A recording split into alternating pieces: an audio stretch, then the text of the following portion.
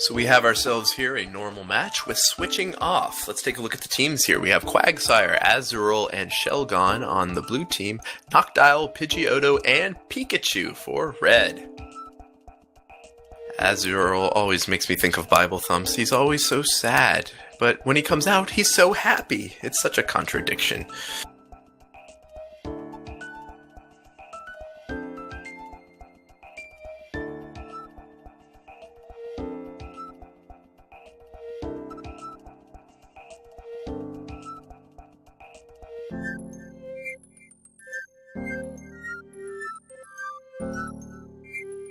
I almost feel as though this Pikachu set should have Fly, just to fit in with the rest of the team there.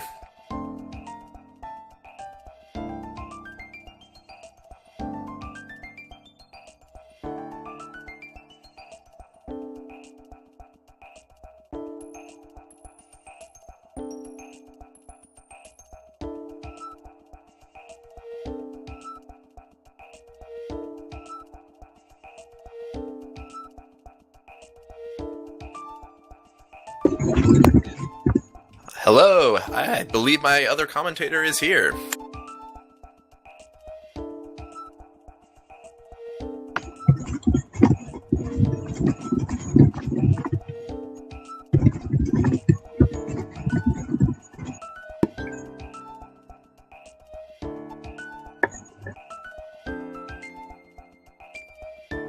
Hello everyone, I'm not sure if you're aware who I am.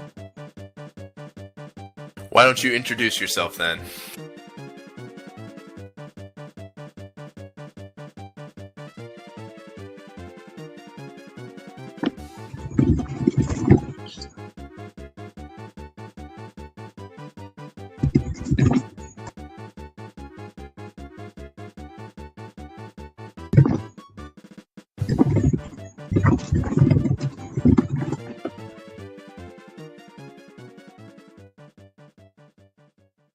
So why don't you introduce yourself here?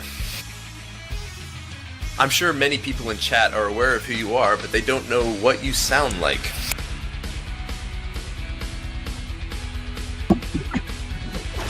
Well, one moment. I'm going to see if any of you can guess who I am. If you don't already know, I'm not certain if it was already given away. Alright, we'll leave it a mystery. I like it that way. Okay. I'll give everyone here the next minute or so to try guessing who I am by typing names in the chat if you can. And Snow Warning got it right away. How did somebody figure out my mysterious accent?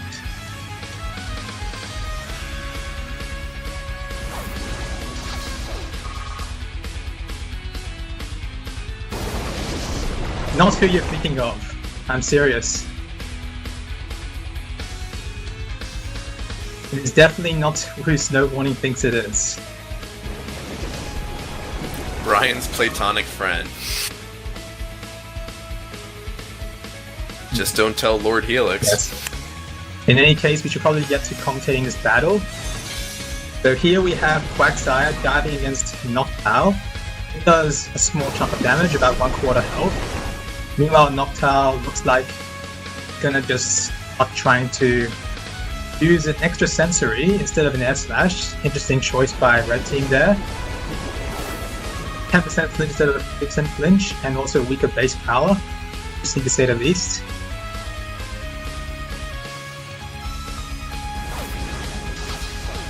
So Noctowl connects with an air slash, and Quagsire uses dive once more. Sorry, I was joking. Your original guess was completely correct.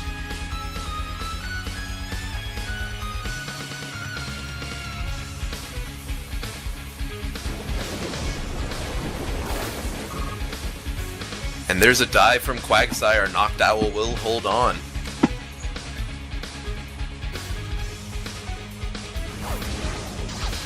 Another air slash and Quagsire goes down.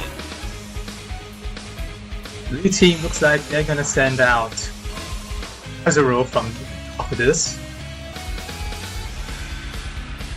Again, an interesting choice considering Azurill is extremely slow, and Noctowl will hit him before it finally goes down.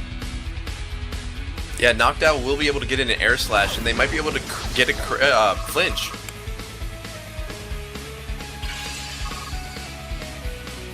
They do not get the flinch, but Azurill does. They do get the flinch, but it restores its health due to the Citrus Berry. Yes. So they need another flinch or a critical hit in order to KO Azurill now. They get neither. And finally, Noctowl will go down. It's done quite a bit of work. Good job, Noctowl. And now the third compatriot, Pidgeotto, coming out. Unfortunately, Pidgeotto doesn't have the ability to flinch, but it doesn't need to, particularly with Azurill on this kind of HP. Yeah, at this point, Azurill's health is low enough that just about any attack will be able to knock it out. But Red Team decides to go for Sky Attack instead, and Blue Team goes for an Encore on that Sky Attack. Perhaps they just really love watching that animation. Something about being cloaked in blinding light. But Azurill gets tremendous hit upon it, quite overkill, and it goes down. However, Pidgeotto will be locked into Sky Attack, so Shelgon will get a free turn. Well, Blue Team looks like they want to set up some double teams with Shelgon. Sky Attack, which is Encored, so not a particularly bad choice. Especially since this is 1 versus 2 right now. They'll need all the luck they can get.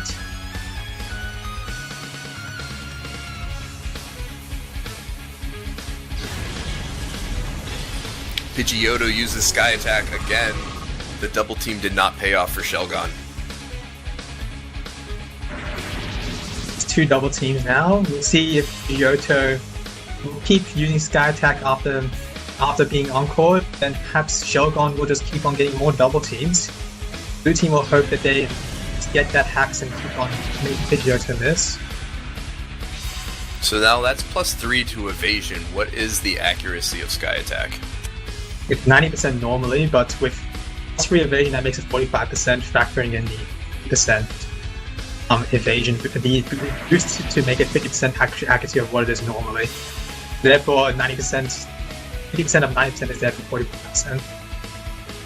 +4 now in terms of evasion for Shelgon.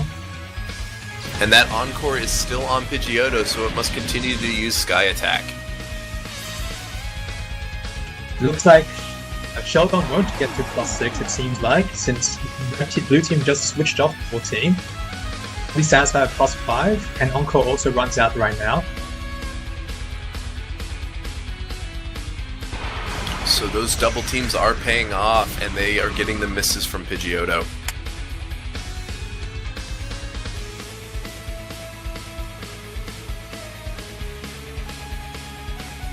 +5 evasion, by the way, this is going to be... all of Pidgeotto's attacks have 3/8 the chance that they normally have of hitting Shelgon. Therefore, frustrations earlier, thereby the 37.5% chance of hitting Shelgon. Blue Team now decides to kill themselves with Roost, while Blue Team just keeps on spamming Dragon Pulse, doing about the same damage as Roost does. So unless Blue gets a critical hit here, they're just kind of stalling out.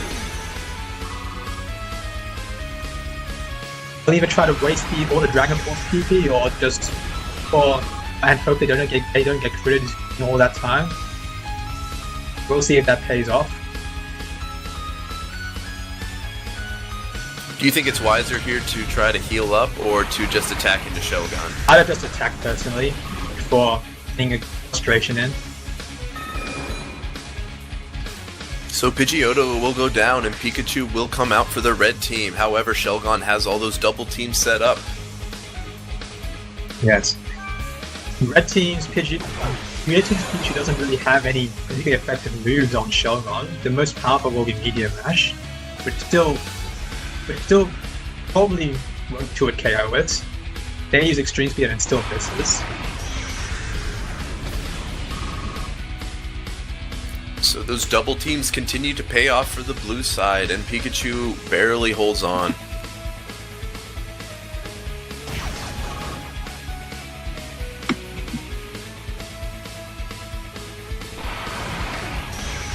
And it looks like that Dragon Pulse will come through, and Pikachu finally goes down without getting a single hit in.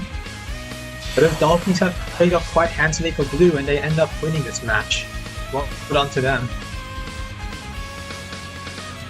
Yeah, the accuracy hacks really did pay off. That did prove to be the right strategy for the blue corner.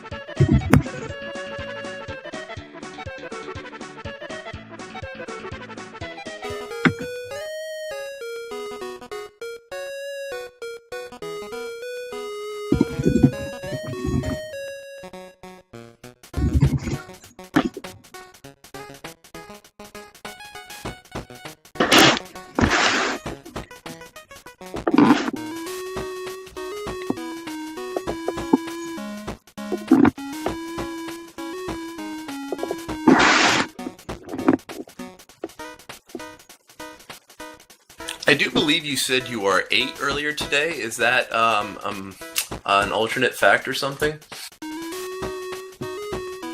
You caught me out. I'm afraid I really am 8 years old. You can tell that